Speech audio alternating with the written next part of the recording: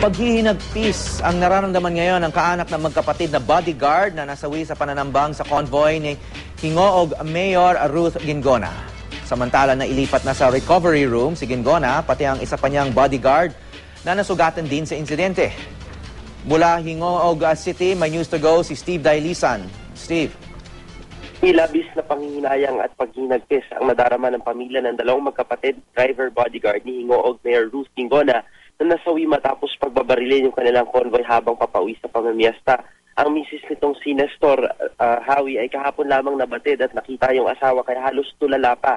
9 na taon na raw nagseserbisyo yung magkapatid sa alkalde at sa kahuli-huli ang pagkakataon ay pinamalas pa rin daw ng dalawa yung katapatan sa serbisyo. Maya't maya nga Hawi yung dating ng mga nakikiramay dito. Ayon sa kapatid ng dalawa na si Nelson Velasco na driver din ni Mayor Ruth, dati na raw nilang dinaraanan yung ruta at hindi naman daw nagkakaproblema kahit paabuti ng madaling araw sa kalsada. Pero laking gulat daw nila nung ibalita gabi ng Sabado yung pangyayari. Subalit, hindi naman daw sila agad makasaklolo dahil delikado nga yung lugar kaya ipinagpaumaga nila yung pag-rescue. Malabo raw Hawi na makaligtas yung dalawa niyang kapatid na nagtamang-tama ng bala sa ulo at sa dibdib. Hustisya ang hiling ng pamilya Velasco, lalo biro yung malagasan ng dalawang inosenteng buhay dahil sa sinasabing simpleng hindi pagtalima sa checkpoint ng People's Army. Una nang humingi ng paumanhin ang NPA sa nangyari. Samantala, nakalabas na Hawi ng operating room itong si P3 Ronald Benamerito at kasalukuyan na rin nagpapagaling sa ospital.